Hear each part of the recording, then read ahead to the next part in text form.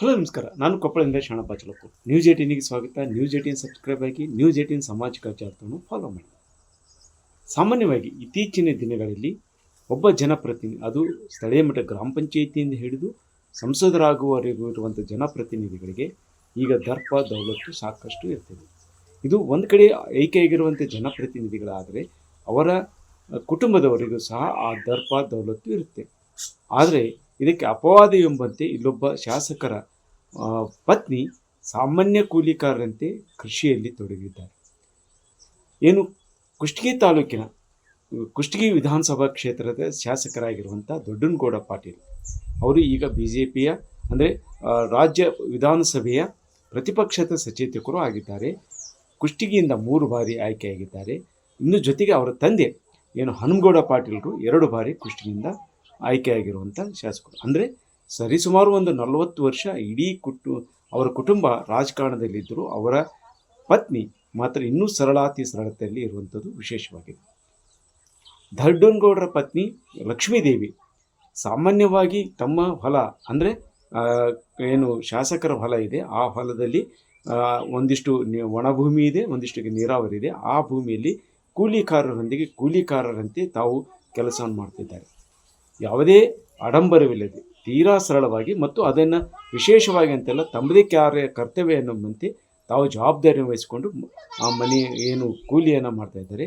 ಅಲ್ಲಿ ನಾನು ಶಾಸಕರ ಪತ್ನಿ ಎಂಬ ದರ್ಪ ದೌಲತ್ತು ಯಾವುದೇ ಇಲ್ಲದೆ ಸಾಮಾನ್ಯ ಮಹಿಳೆಯಂತೆ ಕಸ ಕೀಳುವುದು ಮತ್ತು ಗೊಬ್ಬರ ಹಾಕೋದು ಮತ್ತು ಕೃಷಿಯ ಎಲ್ಲ ಚಟುವಟಿಕೆಗಳನ್ನು ಮಾಡ್ತಾ ಇರೋದರಿಂದ ಶಾಸಕರಿಗೆ ಏನು ದೊಡ್ಡನಗೌಡರಿಗೆ ತಾವು ರಾಜಕೀಯದಲ್ಲಿ ಹೊರಗಡೆ ಎಷ್ಟೇ ತಿರುಗಾಡಿದರೂ ಸಹ ಈ ಮನೆಯ ತನ್ನದ ಜವಾಬ್ದಾರಿ ಅಂದರೆ ಕೃಷಿ ಮತ್ತು ಮನೆಯ ಜವಾಬ್ದಾರಿಯನ್ನು ವಹಿಸ್ತಿರುವಂಥ ಒಬ್ಬ ಪತ್ನಿಯಾಗಿ ಅವರಿಗೆ ಸಹಕಾರ ನೀಡುತ್ತಿದ್ದಿರುವುದು ಒಂದು ವಿಶೇಷವಾಗಿದೆ. ಮತ್ತು ಅವ್ರಿಗೊಂದಿಗೆ ನಿತ್ಯ ಸರಿಸುಮಾರು 3-4 ಜನ ಕೂಲಿಕಾರರೊಂದಿಗೆ ಕೆಲಸ ಮಾಡುವ ಲಕ್ಷ್ಮೀದೇವಿಗೆ ಅವರ ಸಹಪಾಠಿ ಏನು ಕೂಲಿಕಾರರಂತ ಇದ್ದಾರೆ ಅವರು ಸಹ ಹೇಳೋದು, ನಾವು ಇಲ್ಲಿವರೆಗೂ ನೋಡ್ತಾ ಇದ್ದೀವಿ, ಈಗಾಗಲೇ ಒಂದು 15-20 ವರ್ಷದಿಂದ ಅವರು ಶಾಸಕರನ್ನು ಮದುವೆಯಾಗಿದ್ದರೂ ಸಹ ಅವರು ಯಾವುದೇ ಆಡಂಬರವಿಲ್ಲದೆ ಅವರೊಂದಿಗೆ ನಮ್ಮೊಂದಿಗೆ ಸಹಕಾರ ಇಟ್ಕೊಂಡು ಸಾಕಷ್ಟು ಏನು ನಮ್ಮೊಂದಿಗೆ ಕೆಲಸವನ್ನು ಮಾಡ್ತಾರೆ. ಯಾವುದೇ ದರ್ಪ ಮತ್ತು ದೌಲತ್ತು ತೋರ್ತಾ ಇಲ್ಲ ಅನ್ನುವಂಥ ಮಾತನ್ನು ಹೇಳ್ತಾರೆ. ಹ್ಞೂ ರೀ, ನಾವು ಬರಕ್ಕೆ 3-4 ತಿಂಗಳಾತ್ರಿ, ಯಾವಾಗಲೂ ಬರ್ತಾರ್ರಿ. ಈಗ ಬೇರೆ MLR ಆದ್ರೆ ಸಿಟಿಗೆ ಹೋಗ್ಬೇಕು, ಅಲ್ಲಿರ್ಬೇಕು, ಅಲ್ಲಿದು ವಾತಾವರಣ ನೋಡ್ತಾರೆ. ಇವರು ನಮ್ಮೂರು ನಮ್ಮ ತಾಲೂಕು ಇಂಪ್ರೂವ್ ಮಾಡಬೇಕು ಅಂತಂದು ಏನು ಸೊಕ್ಕಿಲ್ಲ, ಅಹಮ್ಮಿಲ್ಲ, ಏನಿಲ್ರಿ. ಪ್ರತಿನಿತ್ಯ ಬರ್ತಾರ್ರಿ. ನಾವು ಕಸ ತೆಗಿತಾರ, ಗೊಬ್ಬರ ಹೊರ್ತಾರ ಬರ್ತಾರೆ. ಮತ್ತೆ ನಾವು ಯಾವಾಗ ಹೋಗ್ತೀವಿ ಬಂಡ್ಯಾಗೂ ಹೋಗ್ತಾರಿ, ನಡ್ಕೊಂತನೂ ಬರ್ತಾರೆ, ಡೈಲಿ ಬರ್ತಾರೆ. ನಂದಿದು ಹೊಲ ಕುಂತ್ಕೊಂಡು ನೀವು ಇದನ್ನ ಮಾಡ್ರಿ ಏನೂ ಇಲ್ಲ. ತಾವ ಇನ್ನು ನೀರು ತಗೊಂಬರ್ರಿ ಕುಡೀರಿ ಅಂತಾರ್ರಿ. ಮತ್ತೆ ಹಂಗೇನ ಅನ್ನಲ್ರಿ. ಹ್ಞೂ ರೀ, ಚಿಗುರು ತೆಗಿತಾರ, ಮತ್ತೆ ಕಸ ತೆಗಿತಾರ, ಎಲ್ಲದು ಮಾಡ್ತಾರೆ. ಗೊಬ್ಬರ ಹೊರ್ತಾರ್ರಿ. ಅದು ಗೊಬ್ಬರ ಅಂದ್ರೆ 5 ರೀತಿ ಗೊಬ್ಬರ, ಏನು ಹಂದಿ ಸಾಕಾಣಿಕೆ ಗೊಬ್ಬರ, ಮತ್ತೆ ಕೋಳಿ ಸಾಕಾಣಿಕೆ ಗೊಬ್ಬರ, ಅದು ಇಡೀ ಗೊಮ್ಮನ ಆರ್ತಿತ್ರಿ. ನಾವ ಮೂಗ್ ಕಟ್ಕೊಂಡೆಲ್ಲ ಹೊರ್ತಿದ್ವಿ. ಅವ್ರ ಅಂತದ್ರಾಗನ ಏನು ಇಲ್ರಿ, ಹೊರ್ತಾರ್ರಿ. ಸರಳ ರೀ. ಬೇರೆ ಮೇಲೆ ನೋಡಿರ್ತಾರ, ಬೆಂಗಳೂರಿಗೆ ಇರ್ಬೇಕು, ಅಲ್ಲಿ ಇರ್ಬೇಕು ಅಂತಿರ್ತಾರ, ಬೇರೆ ಬೇರೆ ಸಿಟಿ ಇರ್ಬೇಕು ಅಂತ. ಇವ್ರು ನೋಡಿದ್ರೆ ಹೆಂಗ ಅನ್ಸುತ್ತೆ? ಒಂದ್ ಲೆಕ್ಕಕ್ಕೆ ಚಲೋ ರೀ. ಯಾಕಂದ್ರ ಅವ್ರದ್ದು ಅಷ್ಟ ನೋಡ್ಕೊಂತಾರೆ. ಇವರು ನಮ್ಮ ಜನ, ನಮ್ಮ ಮಂದಿ, ನಮ್ಮ ತಾಲೂಕ್ನವ್ರು ಅಂತಂದು ನಮ್ಮೂರು ನಮ್ಮೊಲ್ದ ನಾವು ಮಾಡಿದ್ರೆ ಏನ್ ತಪ್ಪು ಅಂತಂದು ಅಂತಾರ್ರಿ. ಇನ್ನು ಜೊತೆಗೆ ದೊಡ್ಡನಗೌಡ ಸಹ ತಮ್ಮ ಪತ್ನಿಯ ಬಗ್ಗೆ ಹೆಮ್ಮೆಯಿಂದ ಹೇಳ್ತಾ ಇರೋದು, ನಾವು ಕೃಷಿ ಕುಟುಂಬದಿಂದಲೇ ಬಂದಿರೋದು, ನಮ್ಮ ಹಿರಿಯರು ಹಾಕಿಕೊಟ್ಟಿರೋದನ್ನ ನನ್ನ ಪತ್ನಿ ಮುಂದುವರಿಸಿರೋದ್ರಿಂದ ನಾನು ಹೊರಗಡೆ ಕೆಲಸ ಇದ್ದರೂ ಸಹ ಸ್ವಲ್ಪ ನಿರಾಳವಾಗಿರುವಂತಿದೆ ಅನ್ನುವಂಥ ಮಾತನ್ನು ಹೇಳ್ತಾರೆ.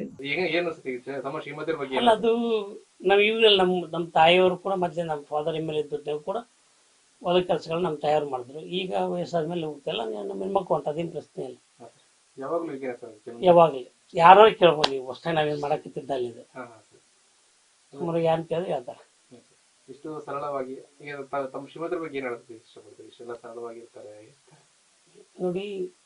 ನಾವು ಏನು ತಿಳ್ಕೊಂಡಿದ್ವಿ ಅಂತ, ನಾನು ML ಅಂತ ಅವ್ರು ತಿಳ್ಕೊಂಡಿಲ್ಲ, ನಾವು ಊರವರು ನಾ ML ಅಂತ ತಿಳ್ಕೊಂಡಿಲ್ಲ. ನಾವು ಇವರು ಗೌಡ ಹಬ್ಬ ತಂದ.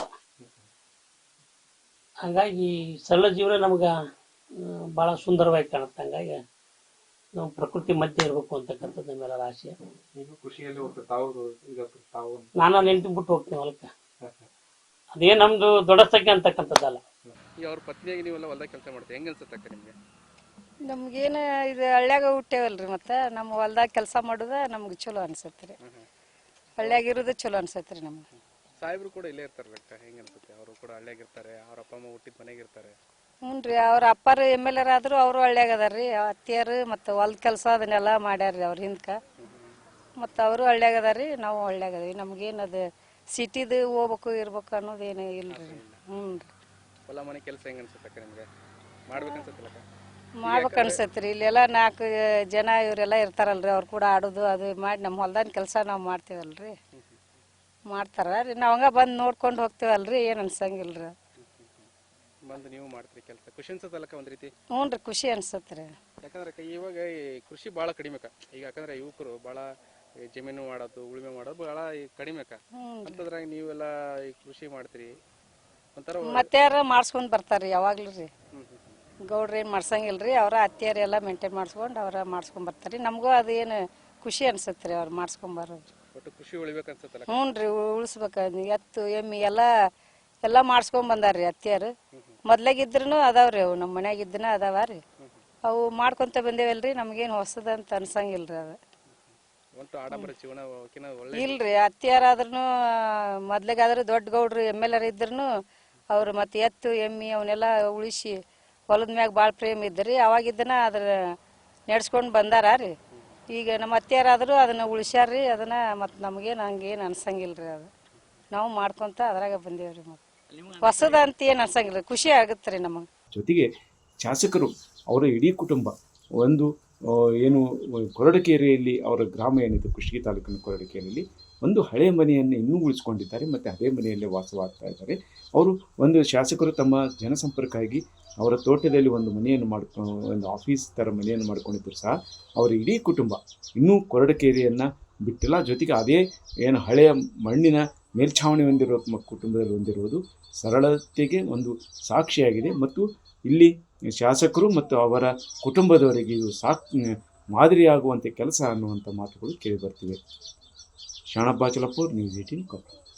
ನಿರ್ಭೀತ, ನಿಷ್ಪಕ್ಷಪಾತ, ವಿಶ್ವಾಸಾರ್ಹ ಸುದ್ದಿಗಳಿಗೆ ಮತ್ತೊಂದು ಹೆಸರಾಗಿರುವಂತ ನ್ಯೂಸ್ 18 ಕನ್ನಡ ಈಗ ಆಪ್ನಲ್ಲೂ ಲಭ್ಯವಿದೆ. ದಯವಿಟ್ಟು ಇಲ್ಲಿರುವಂತ QR ಕೋಡ್ ಸ್ಕ್ಯಾನ್ ಮಾಡಿಕೊಂಡು ಆಪ್ ಡೌನ್ಲೋಡ್ ಮಾಡೋದಕ್ಕೆ ಮರಿಬೇಡಿ.